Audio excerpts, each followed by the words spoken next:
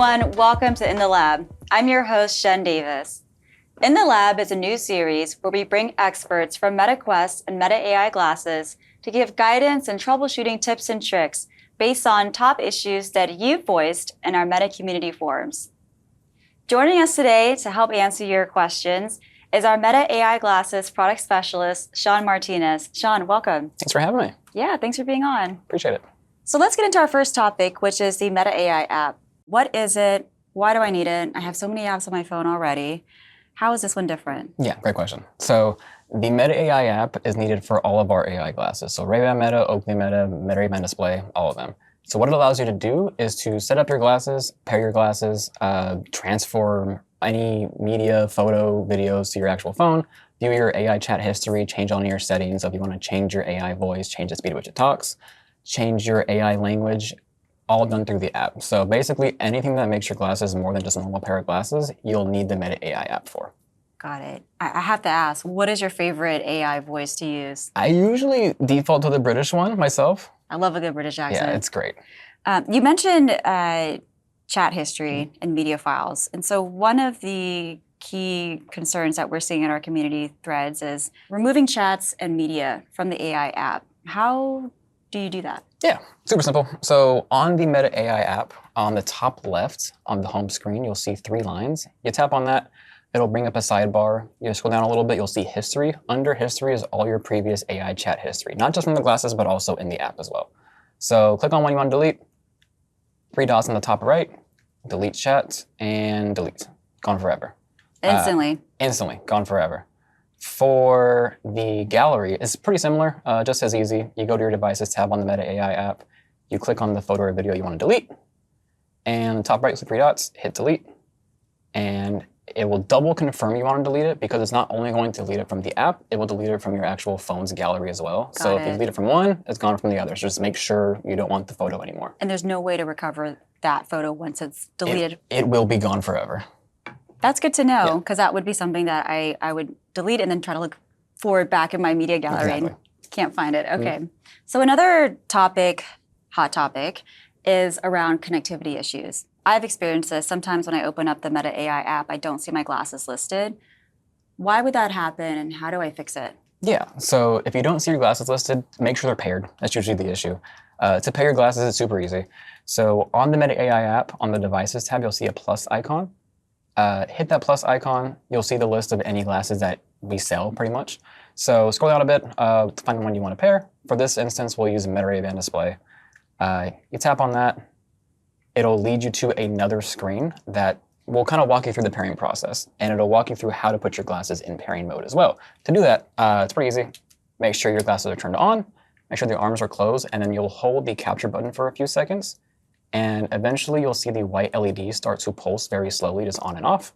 Once that shows up on the app, it will show the glasses are ready to pair. You tap on that and it'll walk you through the rest of the setup process. It's pretty intuitive, works pretty easy.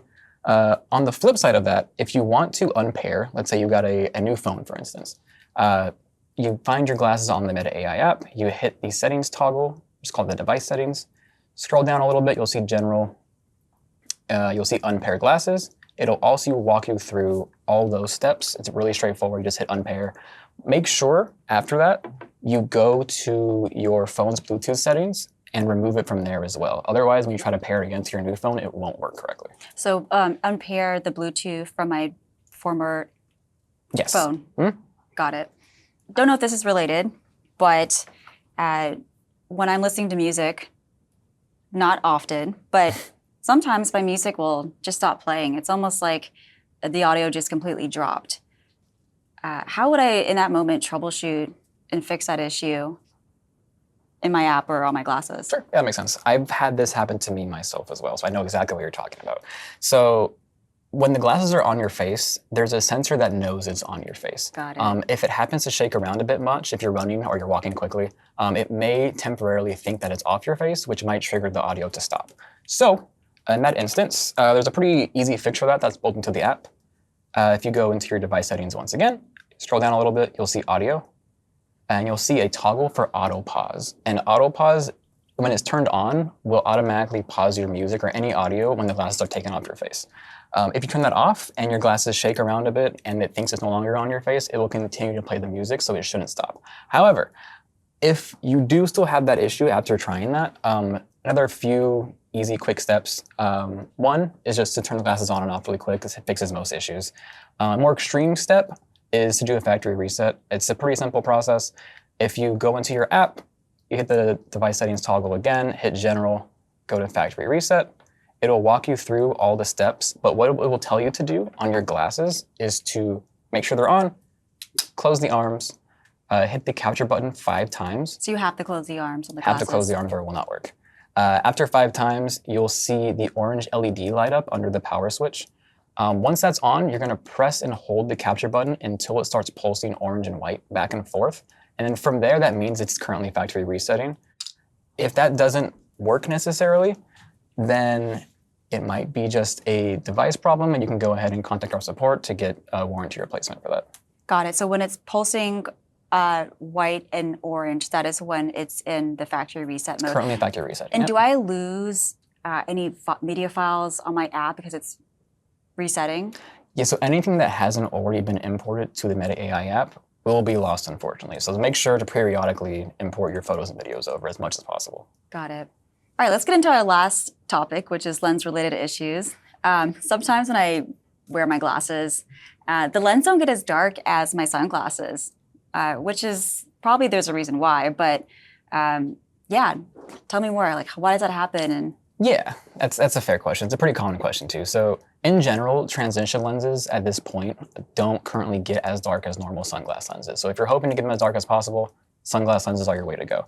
For transition lenses though, a very common misconception is that they trigger off of just light in general, which isn't necessarily true. So if you're in your house and there's a lamp shining on it, it's not gonna get darker. You actually have to go outside and get them to be dark. So I actually have to touch the grass and exactly. The sun. Yeah, it's a heavy ask, I know. But if there's direct sunlight hitting it, that's when it's going to trigger. The more sunlight, for the longer it is, the darker it will get. Also, a quick call out is that if you're using them in cars, they're probably not going to get darker, mostly because a lot of modern windshields, they block UV rays, and that will prevent the glasses from getting any UV rays themselves, so it won't get as dark. So yeah, just another call out. However, if you are outside quite a bit and they're still not getting dark, a good way to test that is just to get a UV flashlight and shine it, which I happen to have here. Oh wow, I don't know anybody who has a UV flashlight. Just handy like that. Everyone should have one at all times. So yeah, it's pretty quick, couple seconds, doesn't take very long. And it should start to get darker right before your eyes, like magic. Oh wow, yeah, I can see that. Yeah, so just keep in mind it's not gonna get as dark as sunglass lenses. So just until it gets dark enough, and that should be a decent amount darker. So you'll probably look a little funky, but yeah, so you can tell the difference. It's a pretty decent amount darker. So if for whatever reason that doesn't work correctly, and after shining the UV flashlight it still isn't working, there might be an issue. Again, feel free to contact our support and we'll help you out. Just kind of switching gears, but still on the lens issues, we see a lot of customers call in about their prescription lens order getting canceled. How does that happen, and how do they mitigate that issue? Yeah, that's a fair question. So I've seen this a couple times. So one of the most common reasons that I've seen is that the total RX power is outside of our eligible range. So for Meta Ray-Ban display, for instance, the allowed range is a -4 to a +4. So if it's outside of that, we don't support it currently, so it's gonna get auto-canceled. Another pretty common reason though is the prescription itself needs to be legible and filled out completely. So it needs to have all the fields filled out, it needs to have the doctor's signature, expiration, all that good stuff. If it is missing anything or it's not legible, because doctors tend to have a little messy writing, it probably will get auto-canceled and we'll ask you to resubmit that. Got it. So make sure my optometrist doesn't use carbon copy paper. Yeah. Awesome. Well, thank you so much for that insight, Sean. And that actually wraps up this episode of In the Lab. We hope this helps our awesome community members with their issues. And please be sure to share your feedback and comments below. Let us know what you think about today's episode, and if you have ideas for future episodes. Until then, see you next time in the lab. In the lab.